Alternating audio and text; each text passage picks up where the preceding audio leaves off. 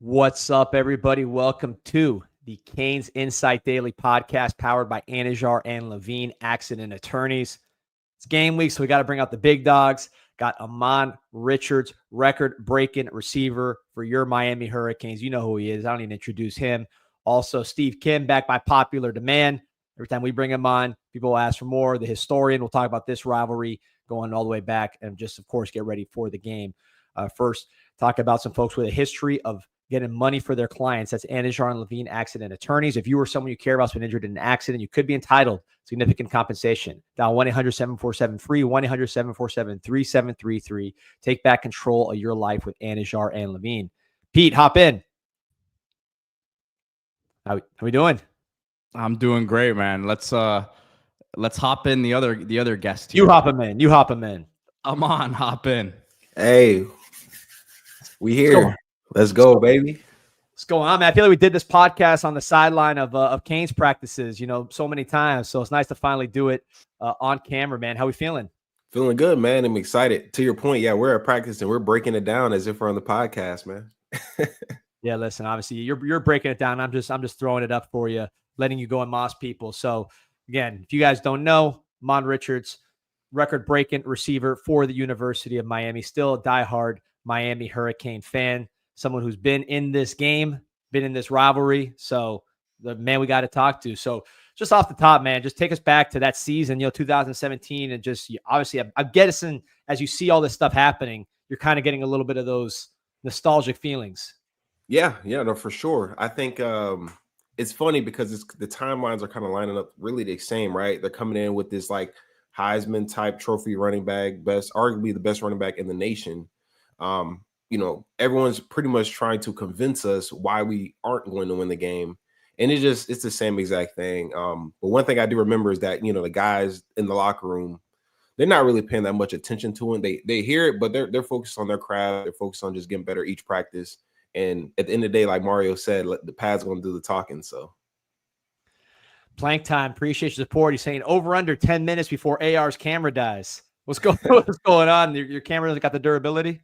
Yeah, it's an inside joke where my computer overheats every now and then, but I listen, it's good today. I made sure it was good today. So take us back to this play right here. Pete pulled it up, producer extraordinaire. This is 2016. So tell us about this one right here.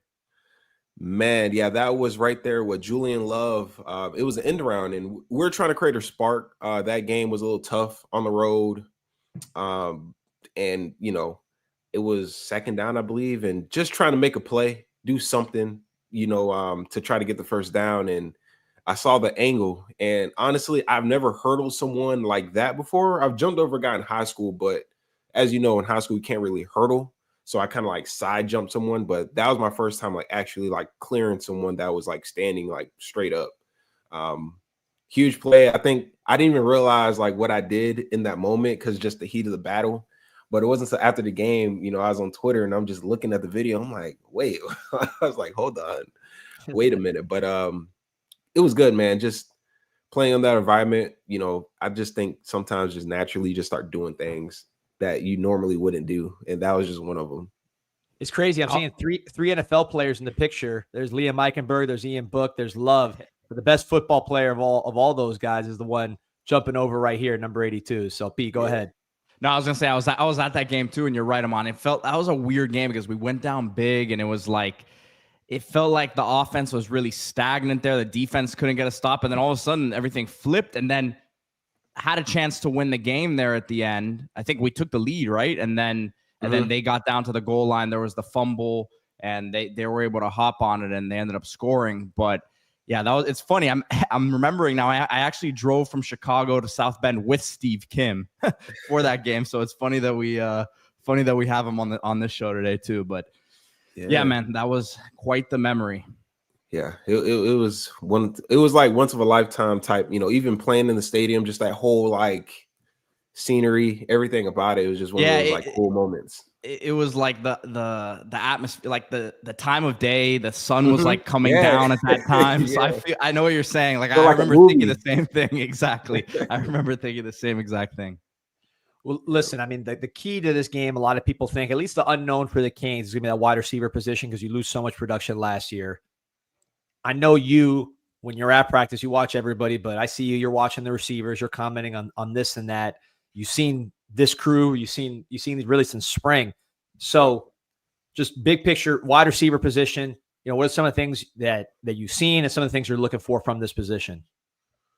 I mean, I'm looking forward to just seeing how guys create separation. I think that's something Kevin Beard kind of like, when he's coaching these guys up, a lot of his training videos, even I think back to what he was telling me when I was in high school, just create separation, just big on the release. And I think when you're playing a team that got good corners that can, play bump and run all game if needed, that separation, and it may be a yard, it may be half a yard, like all that matters into, making contested catches.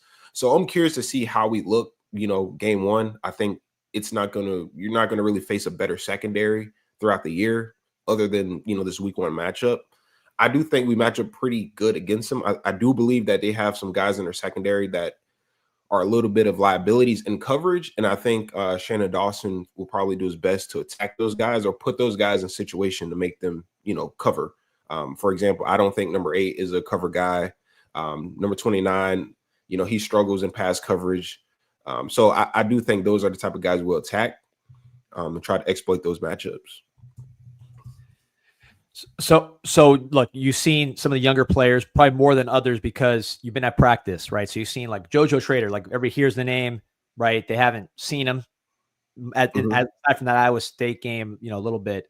Malachi Tony, no one's seen really since high school unless you've been at practice. So just let's start with those two guys in particular because you've seen them up close. What do you see from that? JoJo Trader for sure. I would say he's definitely like your finesse type player. Really improving as far as like his play speed.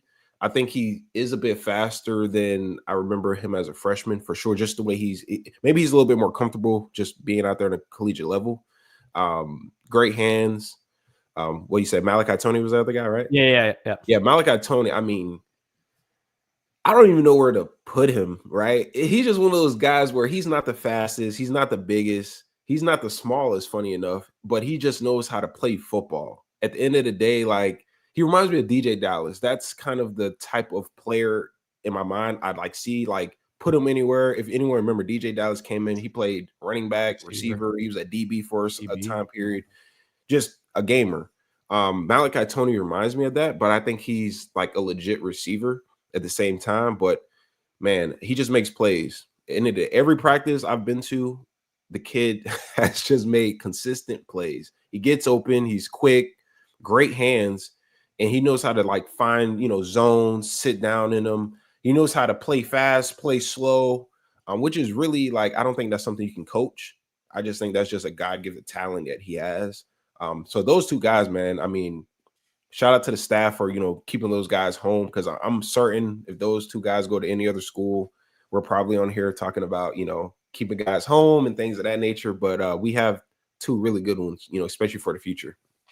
Before Shannon Dawson says, go ahead, Pete. Well, I was going to say, Shannon Dawson says the same thing about like finding those soft spots in the zone. And he talks about against man, he understands leverage really well too. And we're expecting to see a lot of man against Notre Dame, correct? I mean, as a receiver going into a matchup where you're expecting a certain type of coverage, like how does your mentality change, especially understanding that it's a hyped up group, right? Like, not trying to do too much, but at the same time, just sticking to the fundamentals.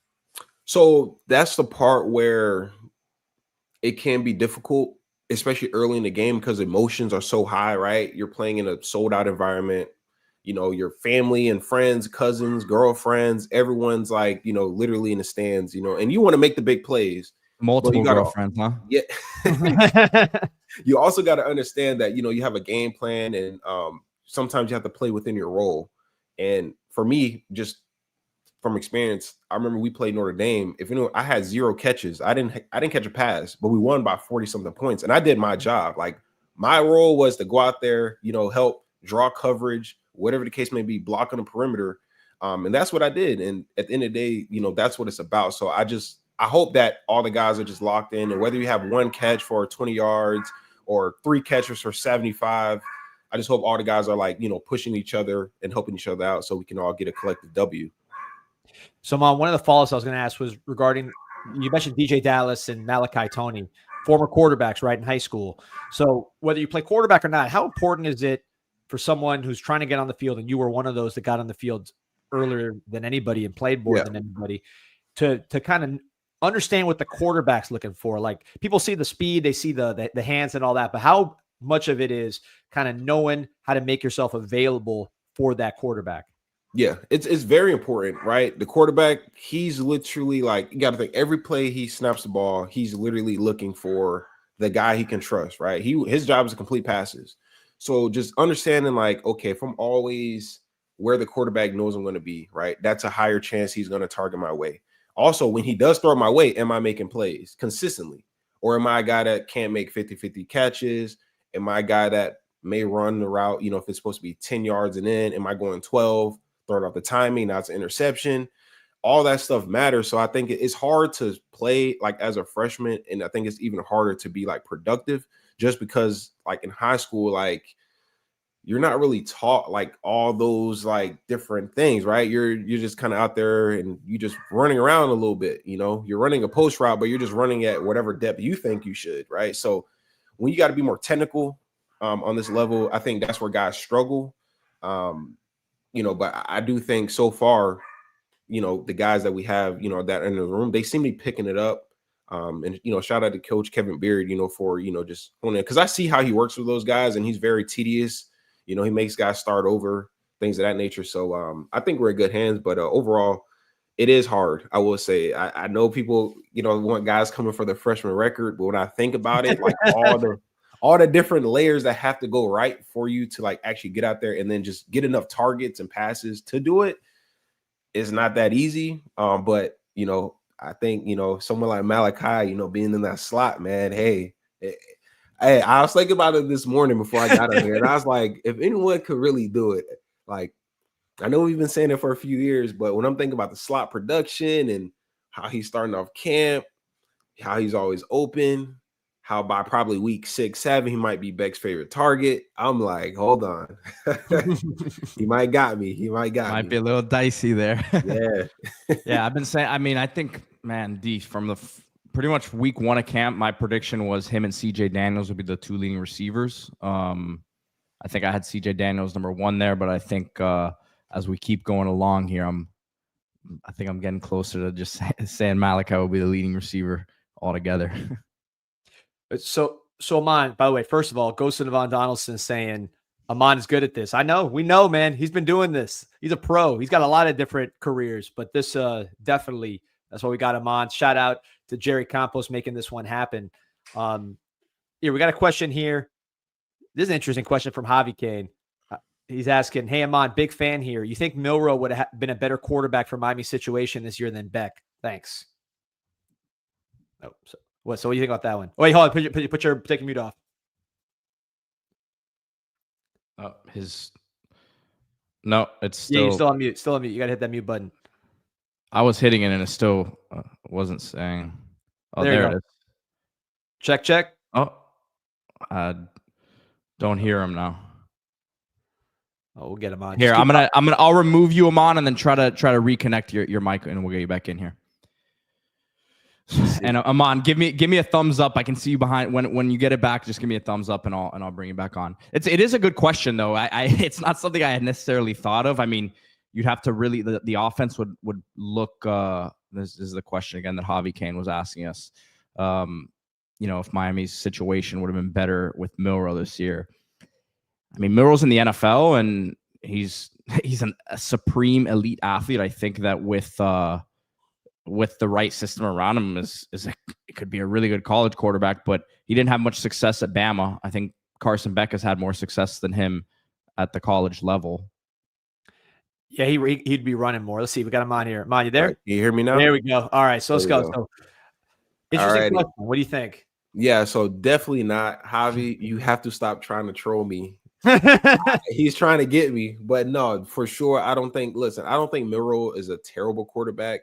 I think in college he could be a great fit for a certain scheme, right? Just with his legs. But in the day, I think Shannon Dolphins offense, you know, you definitely need a guy that can, you know, be accurate, you know, and push the ball downfield. So to answer his question, I wouldn't choose really anyone over Beck. maybe Quinn Ewers or something like that. But you need guys that are accurate. I think that's what he needs in his system. Oh, and guys that make great decisions. Let me not forget that one. So Ahmmon, I'm a big believer just in practice, just kind of like first impressions, right? I mean, no one knows more than players, and I notice the players will go out there and they'll watch like one play and they're like this one. You know what I mean? It doesn't take a long evaluation for the people that really know. From a fan perspective, the first thing, kind of my takeaway from going to practice was, all right, first thing I'm looking, Beck's arm works. Yep, Beck's arm works. Check. Then it was those corners, right? Just the length and athleticism on the edge. That was my big takeaway. Still is my big takeaway as far as people ask me, what's the big difference from this team? I'm saying the corners. You saw those guys. Obviously, you've gone against some of the best corners in America during your career. What do you see with the corners, and how do big corners like that, affect what you do as a wide receiver? Man, first day I went out there, first person I saw was Xavier Lucas. And immediately I watched him do like 2 or 3 reps. And I was like, yeah, that's a first round corner if I've ever seen one, right? Just his body movement, his size, right? He's 6'2", 200 pounds, but he moves like a legitimate corner. I saw him. Who else was out there? Charles Brantley at that time. I remember at that time he was a little guy, but he was very feisty. Keontae Scott, very good size, like bigger build. I like his size as well. Then we look at Ethan O'Connor, a little bit on the slimmer side, but his just overall ball skills was what impressed me when I saw him out there as well. Then you see Damari Brown, and you're like, I mean, is he a strong safety, right? Like he's built up. So we have the size there that I haven't seen in a long time. For sure, when I think back at that 2017 team, Michael Jackson was like a big corner, obviously still in the NFL. We had a guy, D. Delaney. He transferred in from the smaller school, but he was a bigger guy, right? And I think, to compete with some of these bigger teams, right, we're going to go against Notre Dame. They have a 6'4" receiver out there, right? You're going to need those bigger corners. And I think those guys do match up well versus bigger guys. And it's difficult as a receiver going against bigger corners. Why? Because they have longer arms, right? When you're trying to get into your release, they put hands on you. It kind of knocks you off your timing. Right. So there's a lot of different things that can present challenges when you have a guy that's literally your height or sometimes bigger that's, covering you out there. And you as a, guy with NFL size, you're that type of guy that people are trying to worry about covering. Did you prefer to go against a bigger corner? Maybe it was a little stiffer, or like a smaller, quicker guy that didn't have the length on him for you? Man, that's a good question. I never thought about it. I would say, me personally, I did like going against bigger corners only because it felt more fair, if that makes sense. Smaller corners, like obviously you have advantage as far as just like I have longer arms, usually, if it's a smaller corner. But when it's a big corner, I went against DJ Ivy, and I told people, I'm like, DJ Ivy is a good corner. Now, I don't know what happened on game day, right? Whatever the case may be, different miscommunications. But when I went against him, I'm like, long arms. Every time I'm trying to run a slant, like he's right there, right? Got to make contested catches. He has longer arms that can punch the ball out. Ball's in the air. He can get his hands up, up there with you. So him, Mike Jackson, those bigger guys, like they definitely presented challenges. And as we see, Mike Jackson, like I said, still in the NFL. DJ Ivy is still impressing with the Bengals. At some point, he's going to find himself, out there getting some good playing time. So I think I might have been right by those. Listen, you don't have to convince us on DJ. We've gotten heat for years for defending him and saying, look, the dude's in the NFL, and you're right. He's going to be on their team again this year and be a player who's in that rotation. It's funny you brought up Ethan O'Connor, Ahmmon, because I had one of the things I heard was like one of the best corners on the team, but he's smaller. And then I see this picture of him from over the weekend. And it looks like he's bulked up, man, significantly. Hey. Look at that, right? That was like from last week when Mater Day was here practicing, and he looks way bigger than when he first got here, I would say. Sure. He has more, or you can tell, like more muscle mass. That's good. Like later, he has long arms, so it's harder to like get that like build. When you're a guy with long arms, it's just harder. But shout out to the strength and conditioning staff, man. how yeah, for sure. And I mean, it seems like Mario was pretty happy about it yesterday. He was talking about the soft tissue injuries have gone down. I mean, like I know it doesn't sound like much, Ahmmon, but can you explain like what that kind of means to the normal fan? Because it seemed like there's a lot of like hamstring injuries guys were dealing with in the spring, and like that sort of stuff really lingers. And for a guy like you who was a speed guy and kind of built a way that the hamstrings were a bit susceptible, like talk to us about like the importance of what Mario said yesterday in that respect. Vital. And I can tell just the way he was talking about it is something that he's probably had concern on for sure, for him to even mention it like the way he did. Definitely was probably a problem. I'm sure it's probably, you know, things that weren't put out there in the media, just guys like getting nicked up or, you know, pulling a hammy or something like that. But it's huge, man, especially when you're trying to play fast. And, you know, a team like Miami, we want to play fast, but it's hard when you're like when your legs are contracting and you literally can't open up fully and you can't really, you know, get out of your break as fast as you normally can because of your hamstring. So it's huge. Obviously, as someone that went through hamstring issues, I didn't tore my hamstring. I pulled it.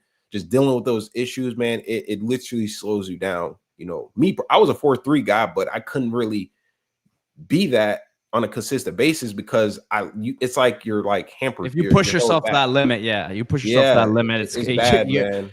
Yeah. And then the thing is, once you like pull it and tear it, like you're in your back of your mind, like only thing you're thinking about is not doing it ever again. Like, let me not open up too much. Let me not explode or get out of this break too quick because I don't want to, you know, I don't want it to give out. So shout out to the staff. They actually figured it out. I'm not sure, you know, nowadays with analytics and different research, I'm not sure what they figured out the cause maybe, but it seems like we've been doing a good job just staying on top of that. And the guys seem to be a lot more healthier because even throughout camp practices, like you don't really see guys go down like that. Normally, you know, you see bodies dropping or, you know, guys on the sideline constantly, but now it's just, it's limited a lot more for sure.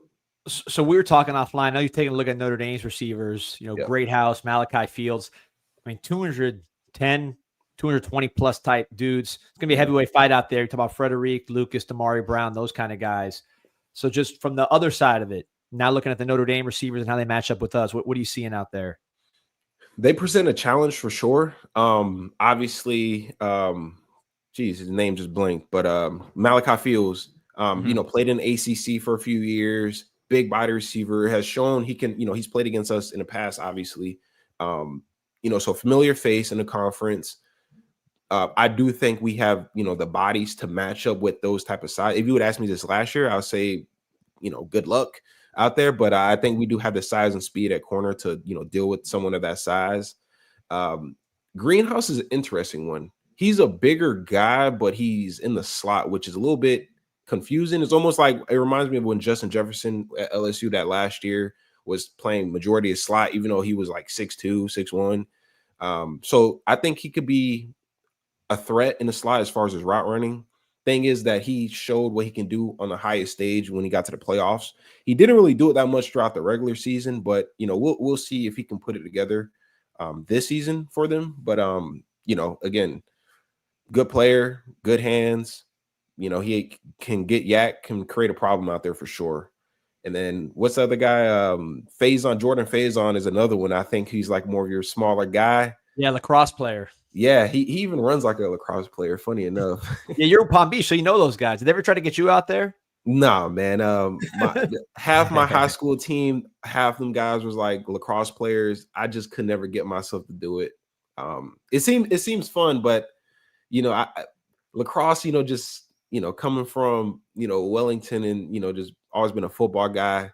It just never hit for me. You know, I just never saw it as something interesting. It's the hand-eye coordination with the holding the ball and running and throwing it. I don't know. Dude, you know who was supposed to go play lacrosse at Notre Dame was Mike Badgley. He was committed to Notre Dame lacrosse, and then he went to prep school for a year and then ended up at Miami. But he was a big-time lacrosse player. out of New Jersey. Yeah. That makes sense why we did conditioning drills, and he was always like, running pretty fast. Like he moved right for a kicker. Like he was always like very like mobile. So I didn't know he played lacrosse until just now. I think he wasn't like he was actually like an athlete in high school. Like he was like a slot receiver for them and stuff. They were throwing him balls, and like he didn't really focus on kicking from what I remember. It's a bit of a random side note, but the Notre Dame and lacrosse thing, it just hit me. That he used to talk crap out there before conditioning, and I never understood why. I just thought because he was a leader, a guy that's been there a little longer, but no, because he actually can run and move around. Like he's just not a kicker. Okay, he's been a pro, man. He's been a pro. It makes sense. I apologize to Michael Badgley now. Man. I underestimated your actual athletic ability. Jeez. You know what's funny? So you mentioned Wellington. So I was up in Colorado this summer. I was in Rocky Mountain National Park. So National Park up in the mountains. You know those park rangers, the guy that they wear the uniform, they got the badge or whatever, the ones that run the park. So I'm talking to him. He says he's from Florida. I'm like, oh, where you like? What part of Florida? He's like, oh, it's a Wellington. I'm like, oh, you ever heard of Ahmmon Richards? He's like, man, Ahmmon Richards. He's a legend. So your name carries out there to the Rocky Mountains, man. It crosses the Mississippi. It goes all the way to the other side, man. So it's traveling right now still. I appreciate that. That's nice. That's nice, man. Hey, one thing about Wellington, man, we support our own, man. It's a small little town, not much to do. You got your horses, your lacrosse, obviously. Maybe there's some sports here and there, but it's a small little town. I appreciate them all. Let me ask you this, and this is a random question, but you would be the one that would know. I know you live down here, but I'm sure you got people up there still. I had heard that, one of the reasons why the muck, like Okeechobee area is kind of going down in football is a lot of those guys are moving east, going more towards Wellington or some of the areas around there. Are you seeing that? I mean, I know you're not from the muck and you're not even in Palm, you're down here now, but like what's going up in Palm Beach that you're not getting that same talent, at least out of that Okeechobee area? Yeah, I mean, for sure. I do think I remember the time in high school when they started being a little bit more lenient on like the school zoning where guys can go based on where they live. There's a lot of guys trying to transfer to like Wellington, Royal Palm. Obviously, there was a lot of like housing opportunities they created, for guys out in the muck area and stuff as well. They started building these like, what do you call them? Like, I wouldn't say like a Section 8 home. I say like, townhouses and things of that nature. So a lot of those guys were coming to our school, and obviously on the football level, when I was there, we had a lot of guys, scouts and Ohio State with Zach Smith's coming to the school and all those guys coming to the school. So guys were trying to transfer in and get in the mix. So I do think that plays a part just nowadays, like guys trying to get into like more of like the city. If you ever been out west, like, Belgrade or close in Florida, like it's like your country town, like very small. So guys are, I think moving more inwards, Palm Beach Central is a school a lot of guys go to now, Royal Palm, Park Vista, and obviously, Wellington as well. So I think part of that was like the school zoning. Guys, couldn't go at that time, or you had to live or have your address, a certain address, right? The loopholes.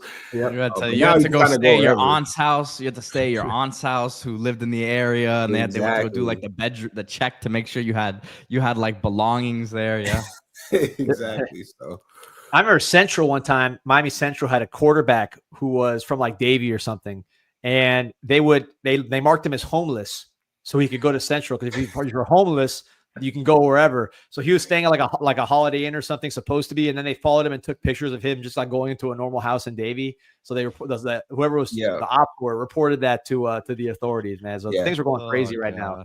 But comment from Marquez Williams, fullback drafted stud for us. This AR was the coldest freshman I ever played with. You guys had some dudes, man. Between Marquez got drafted, you go down that look at that list. So many. There's like everybody on that 2017 team that was starting, pretty much everybody's in the NFL 2016. And you were, I mean, in my opinion, I'm not just saying this because you're on the show, you were the best player on the whole team. So like when you look at the NFL numbers and yourself and people like that, I mean, it was a loaded squad. Yeah. Now we have potential, man. 2016, it hurt me because after we lost to Florida State, man, like, and I used to say this before I got on Miami's team, I was like, man, every time we lose to Florida State, we always go in like a little dip every time. And then to be in it, I was like, oh no, bro. I was like, no way. We went on like a 4-game losing streak, like was getting embarrassed. It was some close games, but we just couldn't come out on top. And then we just played Pitt, and I just kind of like, I just went crazy. And then we just went on like that 5-game winning streak, won the bowl game. momentum carried over into the next year, start off the year hot, except we just kept it going. We finally beat Florida State at home in a crazy way. And then we just kept going. And then obviously, we lost at the end, but that was one thing we're trying to correct, man. So B, you got one before I got millions. So you go. No, I know. We got Steve coming on here any minute now, but no, I mean, I guess my question would be, with the transfers, right? Like these guys have had enough time now to be, and I guess the question would really be more in specific to Beck, but like if you could put yourself, something I've told a lot of people this offseason is obviously Cam came in right away, and like Cam commanded the room because of how he approached things. Like he was obviously very demanding with the guys around him. But like I've been trying to explain to people that the guys on the team probably really didn't know who Cam Ward was like that before he stepped in there, because of guys aren't watching Washington State like that, right? Like you know who he is, you've heard the name. You guys, I'm sure, pulled the highlights up right away and like what they saw. But like Carson Beck's name, it rang a little more loudly than at that time. Ward's did. So like obviously he wasn't thrown in spring, but that sort of respect factor, how do you think that kind of helps a group of receivers that are really coming together for the first time understand and have confidence that he's done it before and we've seen it happen? Yeah, I mean, it's huge. I think to your point, like, guys definitely didn't know who Cam Ward was. And if anyone's like saying, I watched him, X, Y, and Z, like I would be like, definitely not. But to your point, Carson Beck, he's definitely, a guy that's played in the SEC, right? Played in big time games that we've all watched. And, you can say he had highs and lows, but at the end of the day, like a lot of these guys knew he was. There's obviously a respect just for what he's done at the highest level. So when he stepped in a room, or came on campus, I should say, it was probably a little bit of a transition just to get to know the guy like personally.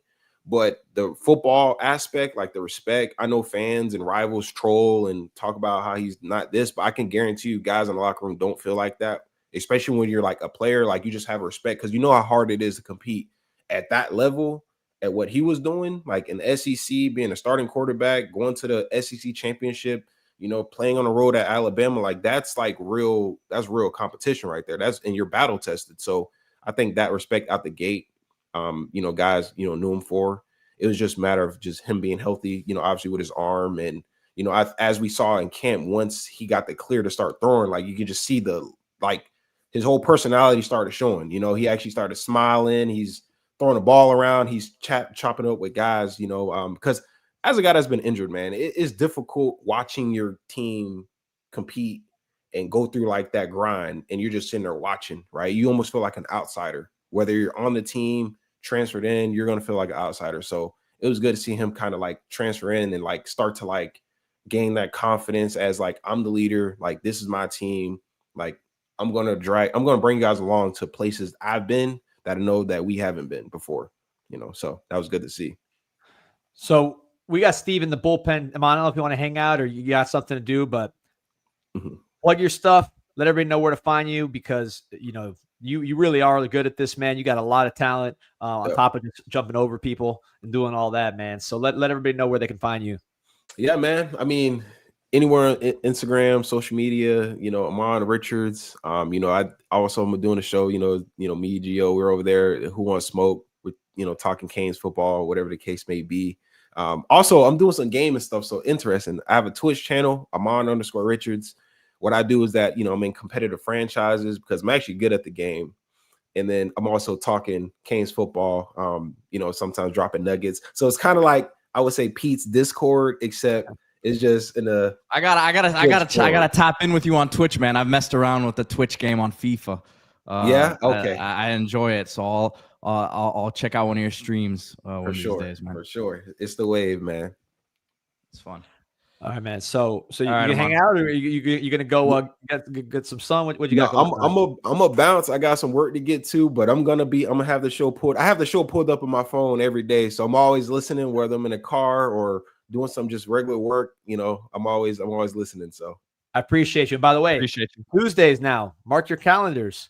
Get Ahmmon on here talking about everything. So get your, next Tuesday, get your questions ready. It's gonna be fun, man. Looking forward to it. I've been waiting for this moment. I was hopefully it eventually happens. So I'm fired up, man. Excited to have you around, man. Yes, sir, man. I appreciate it.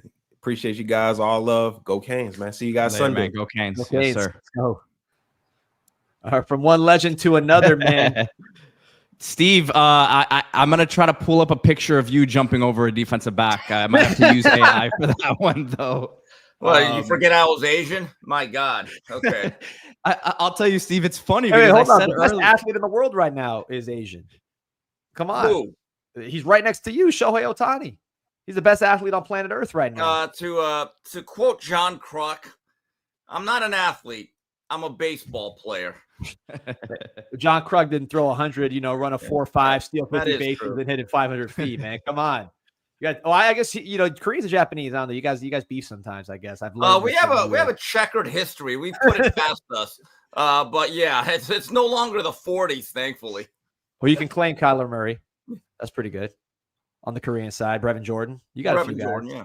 You got a few guys. Steve, I was saying that it's funny that we had Ahmmon on the same show as you, because we were talking about the Notre Dame game in South Bend that we went to. We drove over from Chicago together, and then we went over to Portillo's after. That was the highlight of the night. We were watching USC was playing someone that night. We were watching it on your phone. I forget what game that was. The big story was the Cubs were in the World Series. Yes. And the whole city was kind of buzzing. Now, here's a funny story about that. I remember going to that game. Now, we all drove, and Brad Kaya Sr. Rented a big SUV. So it was your father, yourself, Pete. It was my other friend, my buddy Hugo, that's been to a lot of games with me. And I think another one of Brad's friends. That ride home to Chicago, I was in a bad mood. Bad mood. I think we all were. It was one too many road game losses in a row, man. Well, but not only that. I mean, we start the game off in the I formation, and if I'm not mistaken, we come out in the I, and I'm thinking, okay, we're in 1990. That's nice. I think we ran 3 straight running plays, and we lost 3 yards on each play, and I'm thinking, hey, Rick, you're playing Atari 2600. Everyone else is doing PlayStation. Can we get up to at least Sega Genesis? And we went through a stretch of that year, 2016, with that old antiquated offense that he ran. We went a whole month without scoring 28 offensive points, or I think 21 offensive points. And then I remember on the ride home, or on the flight back with Brad Kaya Sr., I said, Brad, I'm so disappointed. I thought we were getting the Rick fast break at FSU. Shotgun, up-tempo, and just kind of spread it out, shallow cross concepts, back out, so you always have an outlet. That very next week, the game, we scored like almost 50 points or more on Pitt running the FSU fast break. And literally after the game, Brad Sr. calls me and goes, Steve, where's this been? And I go, it's the same question. And if you go back to that bowl game, if you go back to the first quarter and a half, and Rick is running this 1985 offense, Steve, you got some beef here. You got the fullback beefing with you here. If you check out the comment, look who's in disagreeing with you, Pops Williams. He says chill out on I formation. And with all due respect, when we were 5-0 and starting with that Florida State game, we kept scoring less than 20 points offensively. And all I know is in the bowl game, as soon as we went shotgun spread with a little bit of tempo, then Ahmmon took that RPO and he housed it for about a quarter and a half, 2 quarters. I said, that's the offense. If we run that offense, we're 11-2 that year. And I really believe the way that offense was structured and handled had a lot to do with Brad Kaya leaving. I still hear heat about why did Brad Kaya leave us? Now, I'm biased. I'm a big Brad Kaya guy. I will defend him to the death. My view is, why didn't Rick do more to keep him? I'll just leave it at that.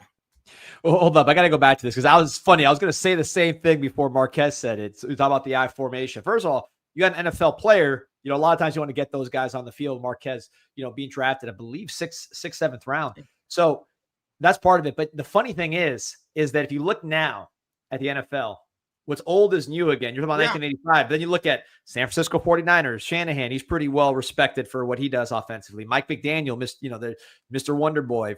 Everybody says he's an offensive kind of guy. We use the fullback with Alec Ingold more than just about anybody. Baltimore, who I believe is either number 1 or number 2 offense every single year, they are using the fullback. So it's kind of like it's coming back. And I say this because, first of all, Marquez, man, you were ahead of your time. You were in the middle of it, right? But obviously now is a bigger time for the fullback. But when I look at Elijah Lofton, when I look at Mark Fletcher, and these guys are not fullbacks as far as like, hey, this is the only position you could play as fullback, but they can do fullback things and then other things as well, which makes me think, man, I kind of want these guys maybe to do some more I formation after all this. Danny, you go back to the 90s run of Florida State when Mark Richt and Brad Scott ran that offense. They had a fullback. They had William Floyd. They had Pooh Bear Williams. It's not just about a position. It is about tempo and concept. And I've talked to people that actually played pro ball that looked at our all-22 under Richt, and they said, Steve, I'm not going to say too much. They were unimpressed by our route concepts. Okay? And people say, well, Brad had no mobility. And I said, you're right. I've never said he was Mike Vick, but all I know is this. Chris Wenke didn't have a lot of mobility. Danny Cannell didn't have a lot of mobility, but they ran a fast break. You can run up tempo and a spread, and with Brad's ability to have a football IQ and check out of plays, you talk to anyone that played with Brad Kaya like Ahmmon, you know one thing they'll say about Brad? He's a football genius. He's one of the most maligned players for some reason, and I have a theory. I'm not going to get into it, but I don't understand why, but the defense kept letting him down. We kept getting extra points blocked when we tied the game against Florida State, and we run this most antiquated offense I've ever seen. And I used to ask Austin Pennifer, one of the great friends of CanesInSight, I'd be talking to him. I'd say, Austin, with the heat and humidity of Miami and the athletes we have, what do you think we would do in an Art Briles type of system with tempo? He said, Steve, we'd kill people. We'd literally kill people. We'd give them cardiac arrest on the field. I feel now with Shannon Dawson, we are finally in the modern era. Thanks to Rhett Lashley. He had a lot to do with it. We're finally now in the modern era of offensive football, because you go all the way back to Kenny Kelly. He should have been in a shotgun spread. He was never going to be a pro-style quarterback, especially after that comeback at Boston College, down 28-0 with about 18 minutes to go in that game. Then Brock Berlin, the 2003 comeback against Florida. Brock Berlin throughout high school never took a snap under center at Evangel Prep. The death of the program was this insistence on staying under center with the pro set offense. All due respect to Marquez, you were a talented guy, but the results are the results, and we're in a results-based world. So let's talk about, obviously I agree with you on Kaya, by the way. I think, all-time leading passer, did it from his freshman year, didn't even have a spring, really talented guy. But, fast forward here and now. I've talked about Carson Beck as probably somebody who I think he's more just physically gifted than Kaya, just more twitch in his body, just more, just a little more athleticism there. But in terms of the way he plays, he's probably the most similar to Kaya as far as some of the more recent quarterbacks that we've had. So just focusing on Carson Beck, Steve, because I know you've done work on him.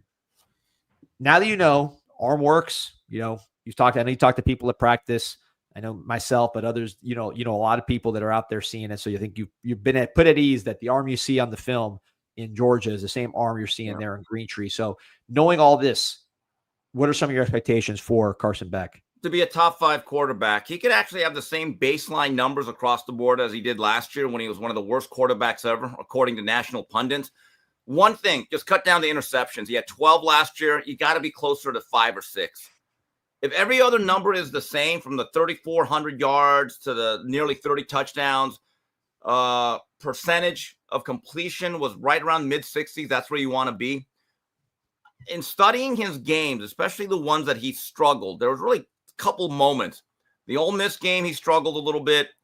Alabama, the first 2.5 quarters. And then certainly the Florida game, where he got himself into trouble. And again, his receivers were not very good. They did not help him a lot. But when he started to really put the ball in danger was in intermediate routes where he had to layer the ball in between defenders. Now, there are times he looked great doing it. My theory is if you give him a better running game and you do some stuff under play action, which he can do, and you run a hard play action out of an I formation or a single setback, right? Those throwing windows, if you run the ball well enough, are going to be much bigger. The other thing is the Georgia offensive line, I thought, was a little bit below average. The run game was below average, had a lot of injuries there. And this is where the logo on the helmet, I think, influences a lot of pundits. They believe just because they have that G on that helmet, that Carson Beck played with more talent last year than he will this year. I would respectfully disagree with that. The offensive line's one that's interesting to me because I think most agree that Georgia's offensive line was not very good last year. Certainly they didn't run the ball very well. And just in Georgia fans, people around there, everybody acknowledges the offensive line was a huge disappointment. So Beck saying when UM coaches say that Beck was getting knocked around, I don't think that people in Georgia would disagree. But here's what's interesting. I went back and looked. So in terms of sack percentage, which is basically the percentage of dropbacks that you get sacked, and I use team rankings, it's only against FBS opponents. Georgia, he only got sacked 4.8% of the time last year, which is pretty good. That's 37th in the country. Miami was 31st. And I think that's deceptive because Cam Ward held it so long. But like a team like Notre Dame, we talk about their offensive line all the time. They were 51st. And the point I'm trying to make is Beck's release is so quick and his mind is so quick that I think if you put him behind this kind of offensive line, if I'm making a prediction, I'll do it right now, and I believe this, I think Miami is going to be top 10% in sack percentage allowed with Beck behind this offensive line. He's going to get rid of it, and they're going to block their butts off. Yeah, Danny, the way I look at it, if you were to say the quarterback is the point guard, well, Cam Ward last year was like Isaiah Thomas, very creative. You had to let him freestyle. You had to let him riff. You had to let him have the ability to play off schedule and to extend plays because he's a very, very creative quarterback with magnificent arm talent. Carson Beck, more or less, is going to be John Stockton. You can win with both. Beck will do, I wouldn't say a better job, but he'll do a more consistent job of playing within structure and coloring within the lines. And the most underrated thing about Beck, if you watch his game, he has better straight line speed than Cam, I think. He doesn't have the wiggle. He's not going to extend plays beyond the line of scrimmage. But I believe 2, 3, 4 times a game. Now, you're not going to want to do any +1 concepts with him. He's too dangerous. I don't want to take that risk. But his legs and his feet will extend drives just by picking up 6 to 8 yards on 3rd and 4. By the way, some breaking news from the chat that Andres Borregales was won the kicking job in the Patriots. Which was not a given. He didn't have the best preseason relative to his draft mode. Boy, we're gonna miss him. That's a concern of mine, guys. Our kicking game. I mean, look, I'll say this, Steven, and D, has more info on this. I'll be right back. But yes, could it be coach speak? It could be. Mario has said a couple times this week that he's confident in the kicking game, and here's the thing, Steve, as you know, like these guys can make all the kicks in practice. And then once the lights are on, like we can't predict that. But from what I understand, there was one scrimmage, I think, where both of them missed kicks. But like for the most part, these guys had, it seems like a really good fall camp. So like, what else is he going to do other than be confident in it right now? You're not going to know until those lights come on. I think that Davis has a bigger leg. Auburn has been there before. Obviously coming off a bad year. If you feel like he's regained that confidence, I think you have to go with him just because he's been there more. But this is data driven, man. This is based on what the numbers are from practice for the most part. I have a feeling, Peter, that this year, if the kicking game goes south, and it's really unfortunate that the Borregaleses have no more sons coming through the pipeline because they have absolutely spoiled us. But if it's shaky, and this is a worst case scenario, I get the sense, and this happened a little bit last year, Mario will not hesitate to go for it on 4th down with that offensive line and run game. So you got to do like the Philadelphia Eagles. If you're inside the 40 going into the opposing end zone, when you start thinking 3rd and 3, you're thinking, oh, that's 2 downs to get 3 I'm yards. with it. I mean, I like that aggressive nature. I think that's you've built a team that you should be able to do that against most teams with ease. And against a team like Notre Dame, you want to continue that momentum when you're driving it. Yeah, exactly. But Peter, can I tell you something? In all my years interviewing fighters and trainers before a fight, you know what they've never told me? Oh, God, we've had a terrible camp. Terrible camp. Getting beat up in sparring. Guy doesn't want to train, and I have no motivation. My baby mama's calling me, and my wife's upset. I got to make worst shape of my life. Right. They've never said that, and I've never seen a coach say in preseason camp. I want to make an announcement about the kicking game. We're holding open tryouts. As someone come to the soffer, and please bring your soccer cleats. We're in trouble. Carlos Huerta ain't walking through that door. But overall, guys, look, last year, Borregales and then Dylan Joyce, I thought were very good duo. But overall, the special teams, I thought was poor. I don't expect this to be Beamer ball. But a couple nights ago, I'm rewatching the Louisville game. And the same thing happened to me. We were watching the same replay then because I know you're about to say. I mean, and this is one of my themes of this year. We have to be – I want this to be – last year I called – my theme was Air Cristobal because I felt with Cam Ward, that's what we had to be, Air Cristobal. This year, we have to be complementary Cristobal. All 3 sides of football have to be tied in much better than it was last season. Go back to the Louisville game. Opening drive, we grind it out. We go up by 14, and I'm thinking we have all control here. We can now run downhill. Exactly. What do? We give up a kick return for a touchdown. Game unravels for about 5 minutes, right? Later in that game, I believe it was the 3rd quarter, we also give up a fake punt. And I remember watching this game with Sean King, the former quarterback. We're at Coach JB's house. And you should ask him. I remember before that punt, I said, we got to look out for a fake punt here because we can't stop them and they can't stop us. Your whole defense or special teams has to be cognizant of the fact we have a very poor return game, but here's what we're going to do. We're going to make them kick it. We give up a fake punt for a 1st down. Go back to the Wake Forest game. Mish Powell, pick 6. We're up 17-7, up by 2 scores. And I'm thinking, okay, time to come downhill. What do? Damon Claiborne houses it. At that moment, if I'm Cristobal, I make a mental note. Whoever my special teams coach is, he's the first guy I meet with. We were not a sound team structurally in a lot of ways last year, fellas. That's the truth. So there's a couple comments in the chat I agree with, which was that Andy was not great at kickoffs. Gio, I believe this is Gio, saying the same thing. And that's true. I mean, best kicker, in my opinion, in Miami history. All respect to Carlos Huerta. I mean, I think Borregales was just a better talent, better player. But one of the weaknesses I would say was he wasn't the biggest guy in the world. So over the course of the year, I think his kickoffs really got pretty weak. I know we brought in Carter Davis for touchbacks and kickoffs in general, which I think was a big move. He's going to really help in that area. Again, potentially could win the field goal job. That battle's still ongoing. I honestly don't know who has been named the kicker, but I know that Carter Davis has made a lot of kicks in camp, and that pure leg strength and talent's starting to manifest as a kicker. But I think in general, the kicking part of it, the touchbacks, the kickoffs, I think that could be improved, which will help the whole coverage unit.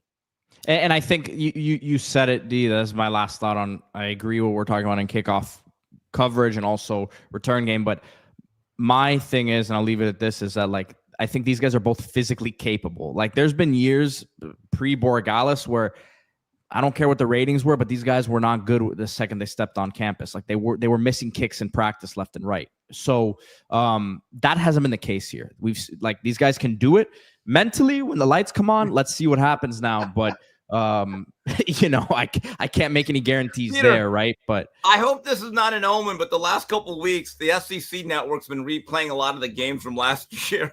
I happened to watch the Oklahoma-Texas game at the end of the first half.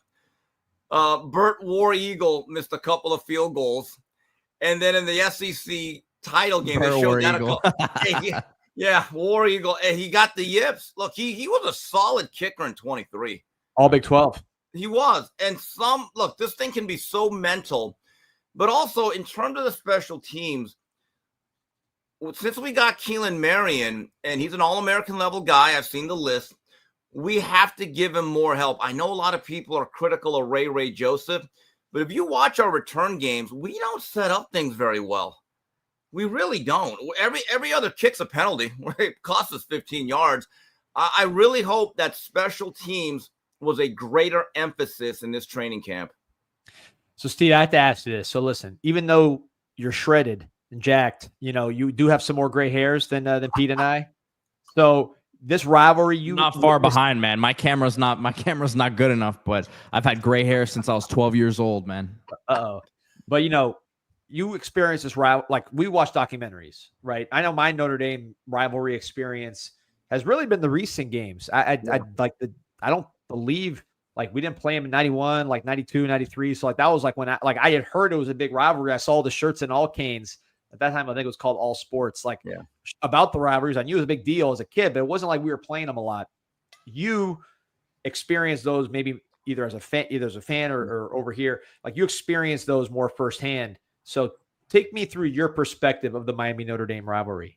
Well, it's funny. They played for years, but it did not become a rivalry or thing anyone cared about till 85, the 58-7. And that's when Jerry Faust had actually resigned the week of the game. And then Jimmy gave that famous speech, which, by the way, he had given that speech before, the pour it on. You get on top. Don't let them up. Play with style. Play with class. Pour it on them. I mean, Jimmy was the best. But anyway, so when it became 58-7, that became a thing, and Miami had actually played them in 84 in Jimmy's first year at South Bend. Let me cut you off because I was just watching the Dallas Cowboys documentary. Have you seen that? Oh, yeah. Absolutely. Awesome. Incredible. But that beating was so bad that in the Dallas Cowboys documentary, they showed the 58-7 Miami Notre Dame. The episode 1, really half of it is about Jimmy's time at Miami and Michael Irvin. There's some great footage. And by the way, for any Michael Irvin fans, episode 7, I'll just say it's a must watch. I'm sorry. I have to do this. This is fresh on my mind, and you're the person I was about to call you on the phone to talk about this. So I got you here, so I want to talk about this. Yeah. Before, I know you have a lot to say on this Notre Dame thing. I'm derailing it, but I just have to ask. I had the thought watching the game, the Michael Irvin thing, just seeing how much juice he had, seeing how dominant he was with the ball in the air, the physicality, just the whole package he brought. And I said, if I could have one guy on the Miami Hurricanes, not just this year, but really the past 10 years. Every year. Michael Irvin, people are going to say like one of these great running backs, Jerome Brown would probably be my number 2 or my number 1B. But like Ray Lewis might say, Sean Taylor, Ed Reed, there's a million Hall of Famers you could choose from. But the total package of it, I might say I want Michael Irvin on this team more than any other former Cane. I really believe that Michael Irvin and Jimmy Johnson in the 80s, post-Schnellenberger, who is the godfather of the program, they created more national fans of the U, or Subway alum as they call them, than any two people. Just that whole image, the whole Miami Vice, the Renegade Canes. And Michael Irvin, to me, when people leave him off like when they say the starting UM team and they put like Andre Johnson and someone else, I always say that's not a Miami team I take seriously. It has to be Michael Jerome Irvin or Eddie Brown. Those are my all-time 2 receivers. But Michael Irvin, it was been described by a lot of Cowboys. It's been written in books. They say he was the most important guy emotionally in that Cowboys dynasty. More than Emmitt Smith, more than Troy Aikman. They said he was the one guy that was the absolute lightning rod. And Michael was a part of that 85 team. So, Danny, they didn't actually play in 86. That was Lou Holtz's first year. So then 87, Notre Dame was good. They're like 8-1, 9-1. They come into the Orange Bowl, and they had the shirts that said, "Wake up the Echoes. We want revenge." Miami spanks them 24-0. And then came the 88 game, the Catholics versus Convicts. And that's when it became a national story. And I want to show you guys something. There's been books about this rivalry. That's when it's been big. Ooh. And I actually helped the author of this book get a few of our players, because I did some interviews back on Grassy, and he kind of contacted me saying, "Steve, I really like your stories. Any way I can get in contact with these guys?" And I helped set it up. I'm actually quoted in this book, by the way. It was nice enough to do that. And I'm probably going to read this on my flight back. This is how big the 88 and 89 games are. That not only did the winner of that game basically launch their way to the national title, each year it made the cover of Sports Illustrated when it was the most important cover in sports. There was no such thing as going viral back then. But winning this game meant that much. And then in 1990, they decided, actually before that, the rivalry had gotten so heated and nasty and ugly. Both sides said, we got to cut it out. I think that both administrations did not like where it was headed. Personally, I loved it as a fan. That was 3,000 miles away. But from 85 to 90, it was the most important rivalry nationally in college football. And to be honest, now it's just a big game. It's really not a rivalry, Pete, because when we went to South Bend in 2016, I was actually disappointed by how nice everyone was. It was actually kind of disappointing. It's just, there's not. I'm wondering if maybe Notre Dame fans who were here last time, who have really probably horrible memories in their head of the last time here, they probably have some animosity. I don't know, Steve. I'm seeing we're getting a lot of comments on the show the last few days from Notre Dame fans. There's a lot of animosity, I think, from Notre Dame fans this time around because of what happened last time at Hard Rock. That's the vibe I'm getting. Expectations. Peter, Yeah. They were the national championship runner-up, and I think Marcus Freeman has certainly steadied himself. Like, he was in some trouble after Northern Illinois, but he has shown that he's going to be a very good coach, and he's going to have that job as long as he wants. And they want to make a playoff championship run, as do we. Now it's a top 10 game. If you go back to 2017, guys, it is one of the most special nights of my life as a sports fan. Just the energy of the tailgate. And I decided to go to that game the week before. I'm watching Virginia Tech. I'm at Barney's Beanery. Now, they do a University of Miami game watch every week. And the Alumni Association's actually involved, and a lot of other fans like myself going. I'm actually with Canes are able from CanesInSight, one of our great posters. My guy Spencer. I'm with him, Brad Kaya, and a couple other friends. And as we're pulling away from Virginia Tech, I could just feel the energy of Hard Rock. And I said to the guys, guys, I might be drunk here, but I feel like I should be at that game. They're like, wait a minute, what do you mean?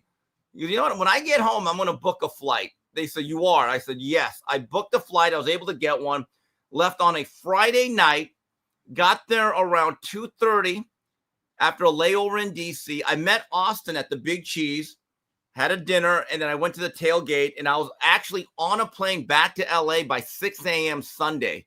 One of the greatest decisions I've ever made. And I just want to tell Miami fans out there, every man, woman, and child, come Sunday night at 7:30, if you can, you need to have your butts in those seats at the Hard Rock. We need you. They need you. I need you. Let me ask you, Steve, how long we got you? Because another 15 minutes. All right, well, get your plugs in now. We're going to keep going. We got almost 2,000 on here. So get your plugs in, then we'll go right back to it. I'm on with Jason Whitlock, Fearless, 3, 4, 5 days a week. Then Coach JB show, which I'm going to be on in about 15 minutes. I love that. I love the Coach JB show, man. I love the Coach I got to get him to a show. game one day. What does he think? What does he think about the Canes this year, Steve? Sorry for cutting off in the middle of the thing, but I always get the Coach JB clips. What does he think about the Canes this year? He likes the Canes. He likes Miami. He respects Cristobal. He thinks he's a real solid, serious football coach. That's what he likes about him. We used to be such a joke at these big games. Now, regardless of all the errors, and there are a lot you could talk about. I mean, one thing you can't say is that we're like not a real team. Like if these big games, it's not like Notre Dame sitting here saying like, "Oh, these guys are a joke. We're going to steamroll them like they've done in the past." Like they know. 2012. Right. Like we used to be such a non-factor. I'm telling you, like D and Steve, I've said this comment before, but when I was really heavily in the agent business and I was talking to scouts multiple times a week about, hey, you go through Miami this week, who'd you see? What do you think? And like, I would just always get these comments. This is really Manny. It's like, man, it's not a serious program. Like, and I didn't really understood what that meant because I'm a Canes fan and I like had been so close to it. And this was still like coming off of Rick, you had some hope. And it's just like, there was a lot of things that weren't being run seriously. I think the locker room culture was so messed up, man. Yeah. It was not where it needed to be by any stretch. And Mario just cleaned so much of stuff up, and he gets credit for it. But I think we focus so much. I say we, but the fans focus so much on certain decisions that have been made game day wise. But as a whole, man, there's a lot of stuff that he's gotten right. This is such a big year for Mario, guys. I I want this to work so bad for him, and I'll tell you why. He has a passion. He loves the school. And unfortunately, one thing Miami's never had is our version of Joe Pa or Bear Bryant or Bobby Bowden. A guy that looks at this as a 20 to 25-year destination job where he rides off into the sunset. Unfortunately, Schnellenberger made a bad decision to go with the USFL. Jimmy was a natural-born nomad. Dennis Erickson, he got out of town running before probation, and the pressure got to him. Butch Davis made the worst mistake of any college coach the last 30 years. He sticks around at Miami. There is no Nick Saban. There is no Pete Carroll. I'll live on that forever. And I think he regrets it because I know he tried to come back. He had burned too many bridges. Mario Cristobal is the one guy that looks at Miami as the greatest job in the world. I know how much this means to him and talking to people. But there is a pressure because for the first time, and Peter and Danny, you guys know this, we had an administration up top that did not either care about football or did not like it. And you have to understand, in modern day college sports, football is not an option. It's a requirement. It's not just an extracurricular activity. And if there's not the alignment from the school president on down that, hey, football matters and it's important and we're going to invest in it, you cannot survive. What Miami did in the 80s is the greatest anomaly in college football history. And to quote something that was from the University of Oklahoma, to paraphrase it, we had a school that embarrassed our football program, and it was a shame. So I think this is Gio saying, I spoke to Butch at the spring game. He's really high in this year's team, so that's a good sign. Let me ask you this. This is a totally off topic, but I was listening to Gary Furman on our guy Miami Flo's show on Sunday. Shout out to Flo and this whole team. And he was saying that Mike Leach called him for like when Mike Leach was a candidate in 2007 and talked to him for like an hour, basically why he should have the job. So I think of that because you're talking about guys who would have stayed here, forever and destination kind of deal. And I'm thinking about Leach. Obviously, that story from Furman jumps out. Famously, the president called Shalala, and it was the president then, and said that, Leach wanted the job and kind of like wrote her a letter taunting her when Shannon didn't work out. Like, so clearly this guy wanted the job pretty bad when he's been here for a while. So like, do you think Leach would have worked as a kind of one of those long-term guys? Well, as you guys talk about, he would have raised the floor. He would have consistently won 8 to 10 games, if not more. Now, the lack of a running game would worry me a little bit because generally no one that went full-blown spread to that degree has ever really run it. Everyone runs a version of a power spread now, right? But would he have made Miami a more consistent ACC contender, and we wouldn't have had as many bad years? I mean, think about it. This guy had Texas Tech at number 2 for about a week or two in 2008. I thought he had Mississippi State on the highest track they could ever be in modern college day football. So, yeah, I think Leach would have at least raised the floor. All right, so you got 5 minutes left with you. We got 2,000 on, man. This thing is on fire. People know Steve and Ahmmon are on the show. Things kick up a notch. So real quick, this game, we've talked about every other game. This game right here, how it match up. What are you looking for in terms of Miami 2025 versus Notre Dame 2025? Well, it's very simple. We got to win first down. Whoever wins first down is going to win this game. A down and distance is, I think, so key in a game like this because this is going to be a trench battle. And look, we know what they're going to do. They're going to man up and tell our young wide receivers, can you get open against our really good cornerbacks? And the guy that we have not talked about yet, and is probably my favorite player, is Elijah Lofton. Elijah Lofton is the circuit breaker because you can deploy him in many ways and get him the football in between wide receivers. And just little things like the Texas route or the fullback into the flat, you can line up old school plays and get him ball to move the chains. Defensively, we know what Heatherman's going to do. He's going to load the box, and you got to make teams play left-handed, which means get to 3rd and 8 consistently so that CJ Carr is more of a factor than Jeremiah Love. So winning on first down is going to be absolutely key, and I'm excited by Heatherman. The word is that he simplified things, and our guys are going to play faster. We have the body types. Guys, I really believe this. I'm not saying that it's national championship or bust. I think that's a little unfair. But in year 4 of Cristobal, given the resources that he now works with, unlike other coaches, there is a pressure to go into the postseason and to play at least into early January. And it reminds me of the Bullies of Baltimore, one of the recent really good 30 for 30s on the 2000 Ravens. And I don't know if you guys remember this, but near the end of the year, Brian Billick would not let any of his players say this one word, playoffs. Everyone was banned from saying playoffs. It became a national story, right? And so people would try to bait him, and the players would say, I don't know what you're talking about. So they finally beat the Chargers, and they qualify for the first time in franchise history. Billick gets up in front of the locker room. Everyone's around. He goes, okay, guys, time for the elephant in the room. Playoffs. We are in the playoffs. We can say it. It's time to make a Super Bowl run. He goes, the players and the pieces are all in place right here. There's no other way around it. Let's ready to make a run. My view is this. Let's get to the playoffs. You get to the playoffs, guys. I believe you are moving this thing forward, and the trajectory of the program is at the right pace. Yeah, it's that 2000 team. Yeah, Dwayne Starks on that 2000 Yes, he team. was. It's funny. So Dwayne Starks and Samari Roll actually went to the same elementary school as my son, which is like literally a minute walk from my house, which is North Beach Elementary. So shout out to North Beach Elementary. And by the way, some guy named Ray Lewis was also on that team. He was kind of good too. He was kind of important to the 2000 Ravens. Best defense in history. I don't know how. I know the Bears. I wasn't really. I was a baby when that happened, so I can't say like to like, but statistically and knowing how bad that team was on offense, aside from Jamal Lewis, I think you got to give those guys the best defense in the history of the game, led by, of course, Ray Lewis. So real quick, Steve, 3 minutes left. What are you watching in this game as far as like this is going to determine whether we win or lose? Can we stop Jeremiah Love on first down?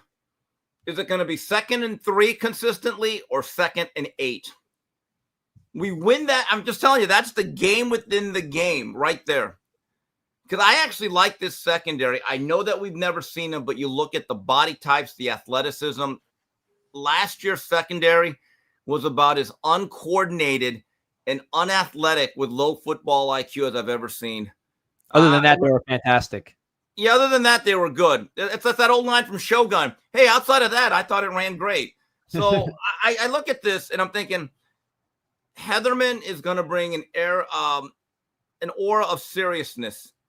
And I think Mario knows what he has. I also think we're going to play more complementary football, which means leaning on the running game where we may score 4 to 7 less points. And it's going to help the defense out because you guys talk about it a lot. I wish we had one more big body. But guys, guess what? Cortez Kennedy ain't walking through that door. So how do you mitigate not having as many big bodies as you want? You keep them off the field. That is a form of complementary football. P, anything for Steve before we get him out of here?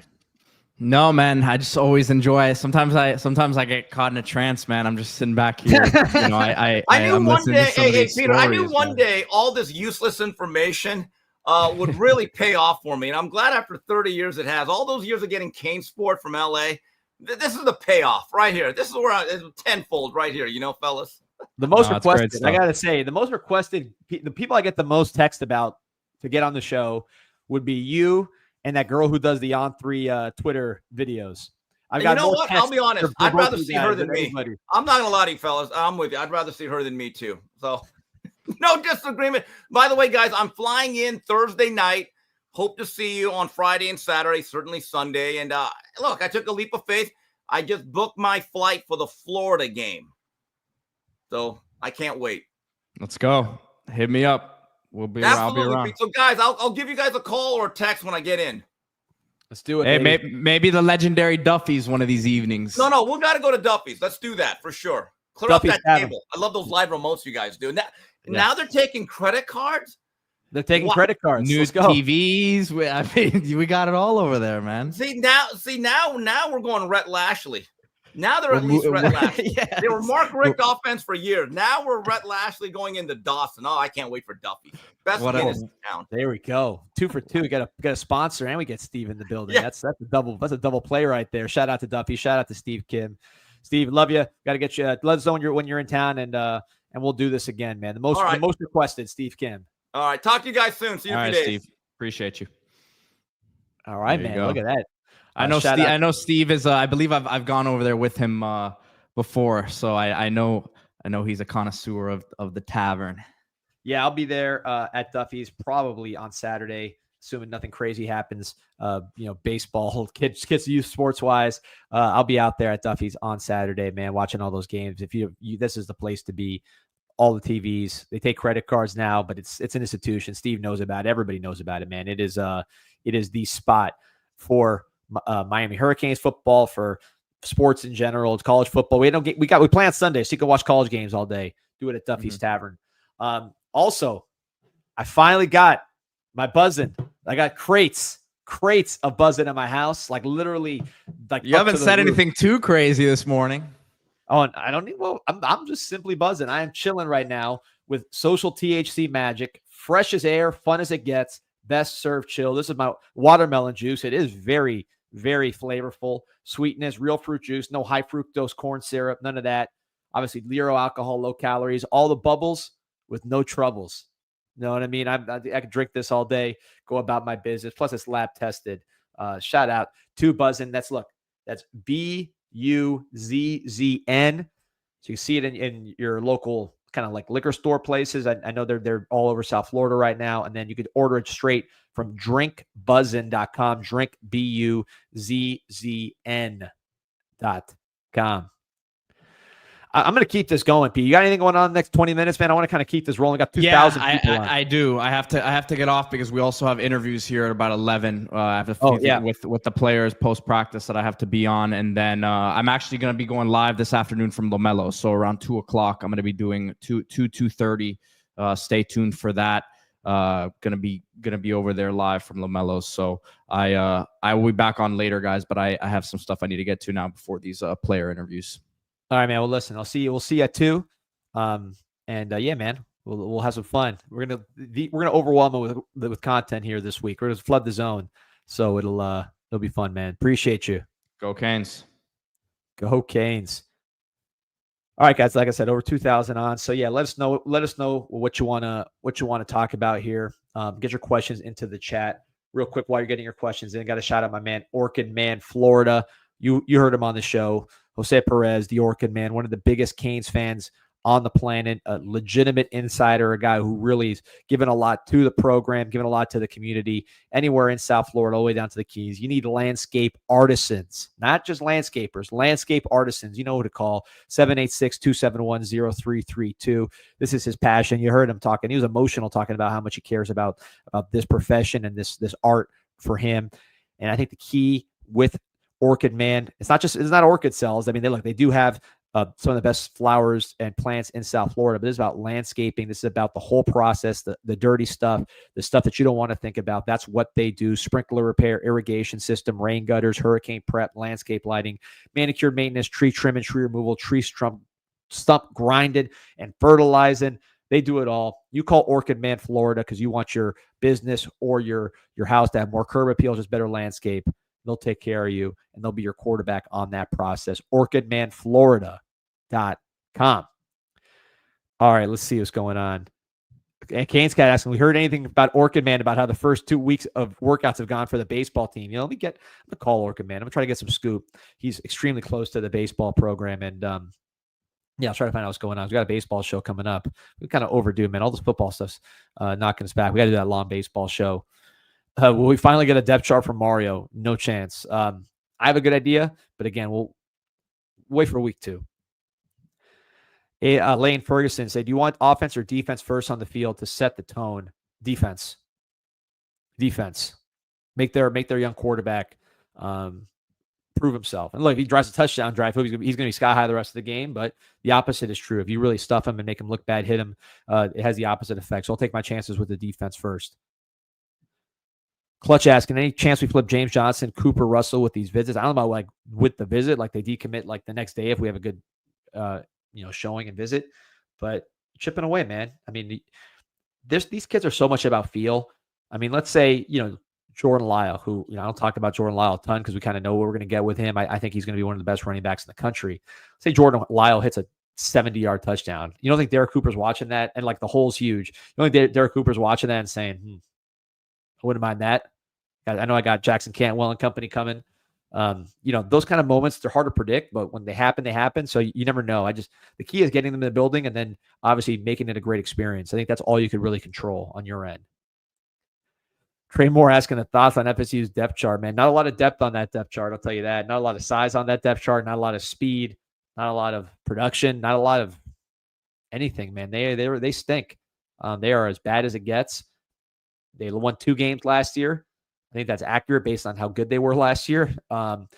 They will improve a little bit, I think, just because the offense is going to be a little more tricky. But, I mean, could they be under 500? Easily. I would say even money over 500 or at 500 or over. So flip a coin. But I think they're somewhere in that 5-7, 7-5 if they really have a great year. Could they go win 4 if something goes wrong? I could see that. I mean, Castellanos quit on his team last time. So, that's certainly a possibility that happens. Yeah, Alabama. If she was a linebacker as a starting tight end, Bama minus 13.5 is a slam dunk. Yeah, that's easy money. That is easy money. I like Alabama this year. I know Saban's gone. I think we're forgetting that Kalen DeBoer's a good coach. They have a lot of talent. They have talent on the offensive line. They have talent at receiver. They'll run the ball. Ty Simpson will be like your kind of old school Alabama quarterback, just manages the show. Got a good quarterback coach, obviously, with DeBoer. Grubbs is back from Seattle, which is the offensive coordinator for DeBoer at Washington. You got Overton on defensive line. Got a lot of good defensive linemen. Really, really good secondary as well. I always talk about Miami. One of my hot takes is that we're going to be one of the top 3 cornerback rooms in the country. I think Alabama is certainly in that conversation when it comes to cornerback. They got some really, really good ones, Damani Jackson and company. So I like Alabama. I think Alabama's good this year. So I'm in on Alabama. Gio saying thoughts on Lecky Tompkins. I know they've been open more to defense for him. However, he had a really great open on running back.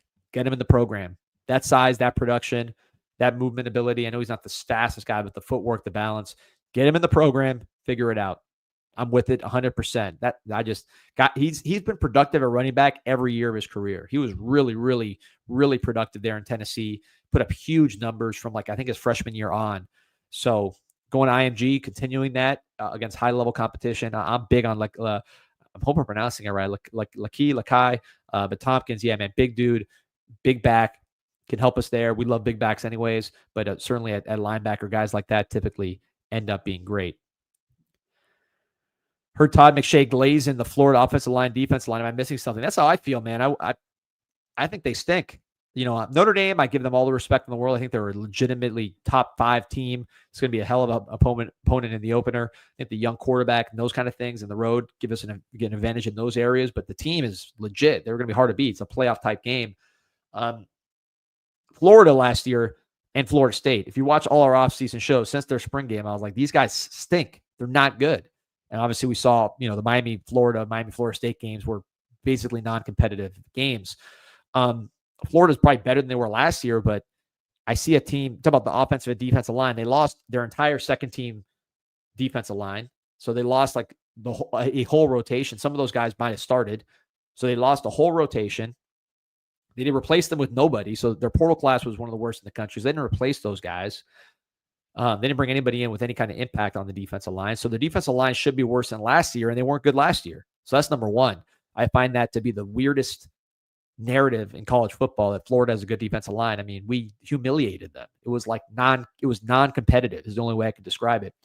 Then the offensive line was even worse. I mean, Graham Mertz went to the hospital. You know what I mean? DJ Lagway was running around. They had zero chance of stopping our defensive line, which was not a great defensive line last year. We didn't even have Ruben Bain in that game. And it was, again, non-competitive. So did Florida bring anybody in on offensive line? They did not. They brought no one new in, at least that I'm familiar with. Maybe they brought a backup in, but there's no one new. So you're taking two groups that were bad and brought in nobody, and they're expecting them to be good just because they brought guys back. They didn't even bring everybody back on the D-line. They lost half of it. So, again, I think this is just a very strange narrative that has no support on the field. If you ask me about Florida in 2025, I will say this. I am a DJ Lagway believer. I think he's a complete stud. If he's healthy with his size and his athletic ability and his arm, he can completely take over the game, like where you can't do anything. Think about like when Kyron Drones got hot against our defense last year, and I know our defense wasn't very good, but like you couldn't do much with him because he's too big, he's too mobile. Like he can kind of control the game with that. just like Cam Newton did or Vince Young did obviously on a much more consistent basis, Tim Tebow. Those big guys that are good quarterbacks are just, they can control the game in a way that makes them hard to stop. Lenore Sellers in South Carolina, I would use as an example against Clemson. So Florida's going to win game. If DJ Lagway is healthy, he will win them games single-handedly, and you have to respect that. The rest of Florida's team I find to be incredibly overrated, and I think they're the same team that Miami just beat into the ground. Like, those linemen didn't get bigger, faster, stronger. They were like Tyreek Sapp, Mauanoa treated them like a kid. It wasn't close, man, and their offensive line sucks. It's just, again, Pro Football Focus, I think, maybe getting guys hyped up. Whatever. I mean, their rankings are, sometimes they make sense, sometimes they're off the wall. So I just put the tape on, and it was not a turnover situation. It was not like a fluke situation.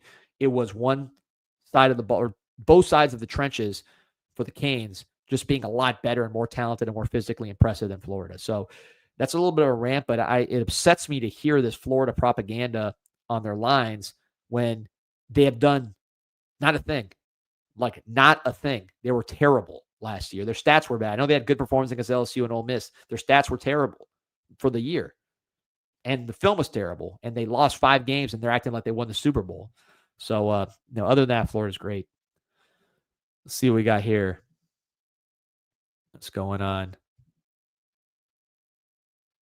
Bagging up saying, we also aren't physical and don't hit or tackle consistently. Ball carriers fall forward, never driven backwards.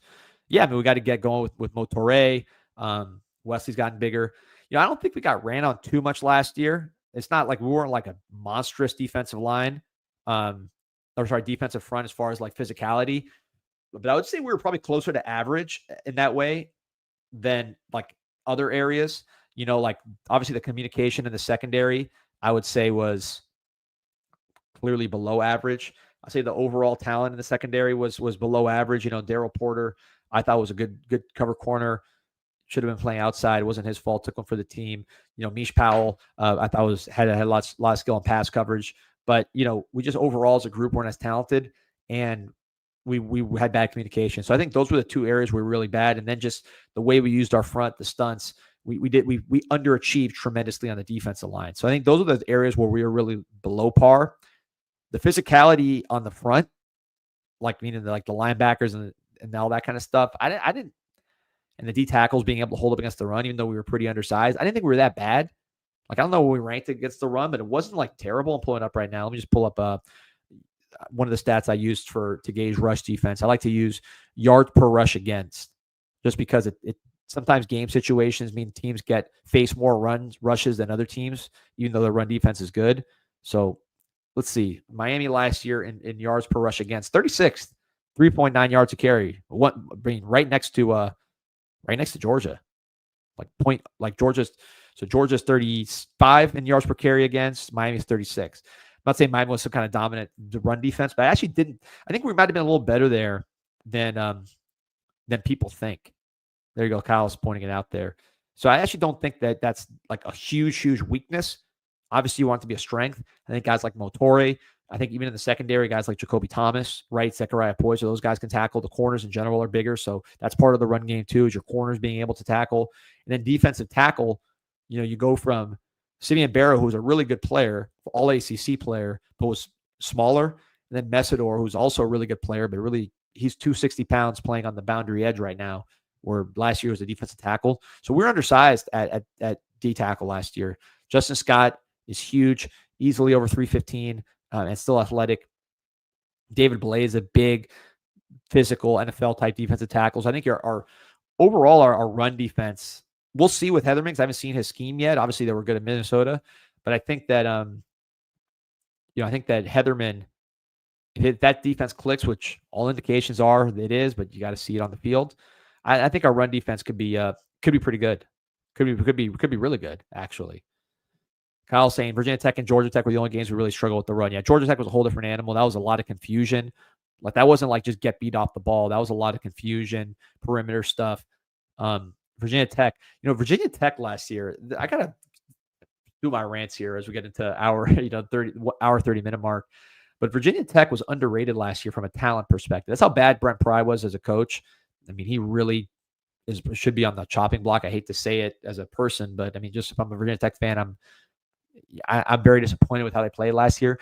Virginia Tech had a lot of talent. Like sneakily, their left tackle was a monster. He's going to be in the NFL next year. Auburn just paid him a ton of money to come over there. They had 2 receivers drafted. Their quarterback, when he was on, was a very big, physically talented guy. Tootin was one of the best running backs we played all year. Extremely fast. He's in the NFL now. Their defensive line, they had 2 undersized, extremely disruptive dudes with Peebles and Antoine Powell-Ryland, the guys that can get after it with the rush to passer. I think in the secondary they had one guy go to LSU, one guy go to Notre Dame. So they had a lot of ability, man. They really underachieved. They really underachieved. That shows you why I think the ACC is kind of downhill, is because teams like that, they lost a lot of guys to the NFL. They lost a lot of guys to other teams, high-price portal guys, and then didn't replace them with anybody. So ACC in general is going down. Appreciate you, Q. Hey, I hope you get that media credential, man. I want to see your work out there at Hard Rock. Yeah, Tootin was good.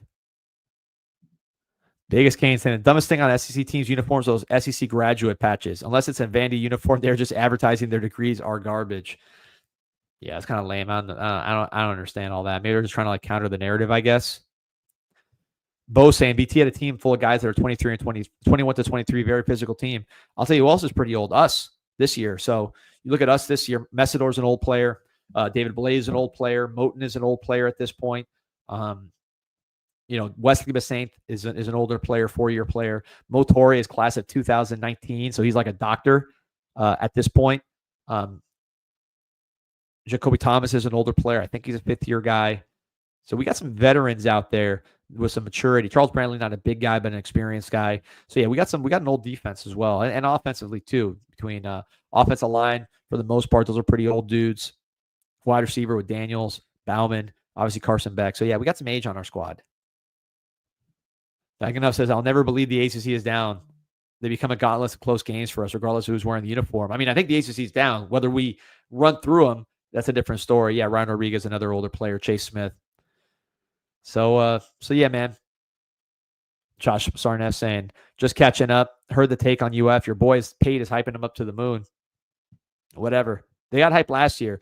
Like I said, I was here listening to people tell me how Arlis Borningham was better than Elijah Royal last year. I mean, go back and look at all those old videos. I was screaming from the mountaintops. These guys suck. Like, these guys aren't just average. They are bad. We're going to destroy these guys. And obviously, that's what happened. I'm not saying the same thing, about Notre Dame, because Notre Dame does not stink. Notre Dame is good. Notre Dame does have good coaching. Notre Dame does have talent. They have balance. But UF's a one-man team. UF's DJ Lagway. Rest of the team, below average SEC talent. That's just the reality of the situation. And then last year, they were the easiest game on our schedule. Period. Besides Ball State, maybe Wake. Wake actually was competitive for longer than Florida. I would take that running back on Wake over any player on UF. Besides Lagway. Still to this day, I'd take that running back from Wake over anybody on UF. Again, besides Lagway. Lagway's the real deal. That's my caveat with UF. Could I see Lagway doing what Drones did to us last year, and he's just shaking guys off and throwing touchdowns, and we're all throwing our hats? I could, man. He's a real player. But everybody else stinks.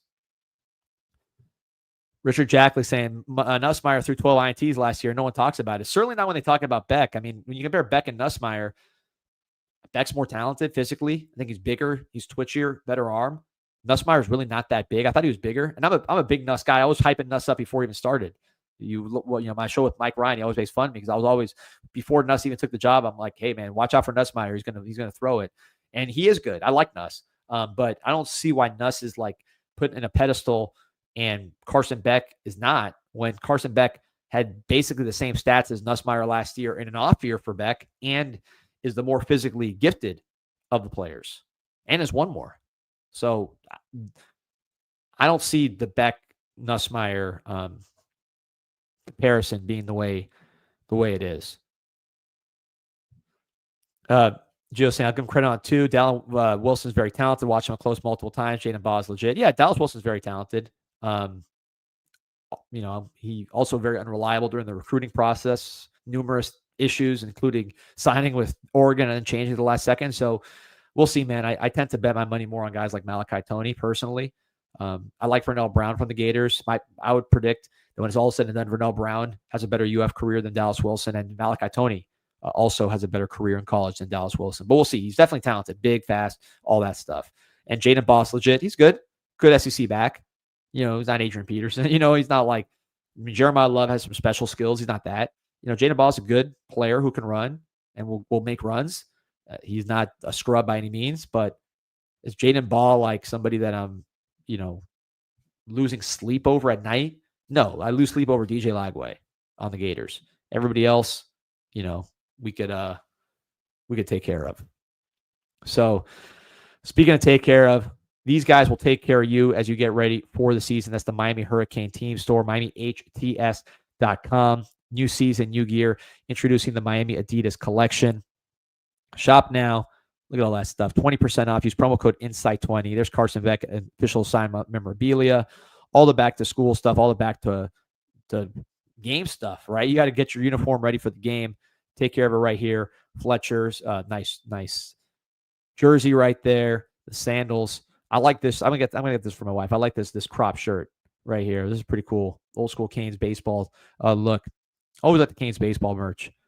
So again, shout out to the Miami Hurricane team store, Jeremy, Harry, boys, and the girls. Great team over there at the Miami Hurricane team store, MiamiHTS.com, located right across the street from the University of Miami. Promo code INSIGHT20.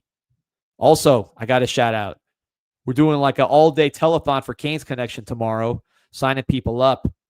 And it is the second annual Hurricane right there. Boom. Look at that. We'll give you the details and the guest schedule shortly, but basically we're going to be on pretty much all afternoon into the night. It's going to be a marathon show. A lot of huge guests lined up. Last year you saw, Bear Felica, you saw Sedano, Kevin Clark, Jonathan Zaslow, a lot of heavy hitters last year, and we plan to keep doing the same thing again. Maybe even bring some guys from Notre Dame on and have some fun. Me, Mike Ryan, Pete will be in studio.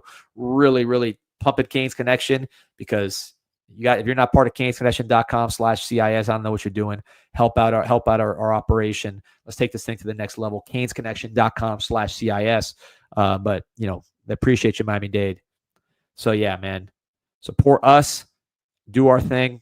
Let's bring it in tight and take this thing to another level. Because I'm fired up about the future here with the Miami Hurricanes and with CanesInSight, man. A lot of stuff going on. I'm interviewing Carson Beck later on today, so I got to shave, get ready, get my questions in order. But excited to meet him, kind of get to know him a little bit behind the scenes. We're doing storm sessions for Miami Hurricanes official channel.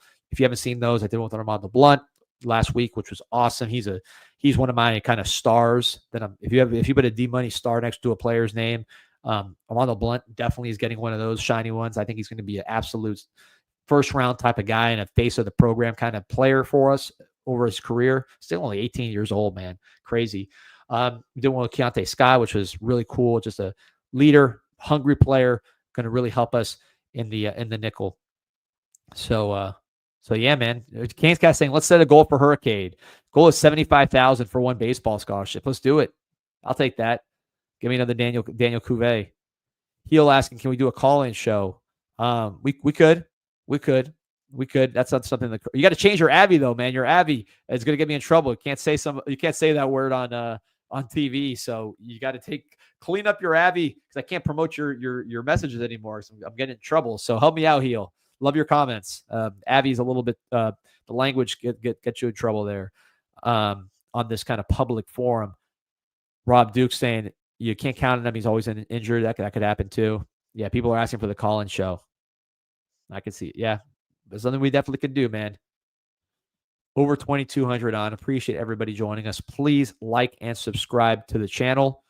Stay tuned for Hurricane tomorrow. My Hype podcast, I think, is going to drop on Thursday. I recorded it yesterday. I think it's where it needs to be. Got to edit a little bit, but I think we'll be having some fun with that one. And yeah, man, it's game week, so we don't stop. Pete will be on later today. Check it out. Like and subscribe. Go Canes.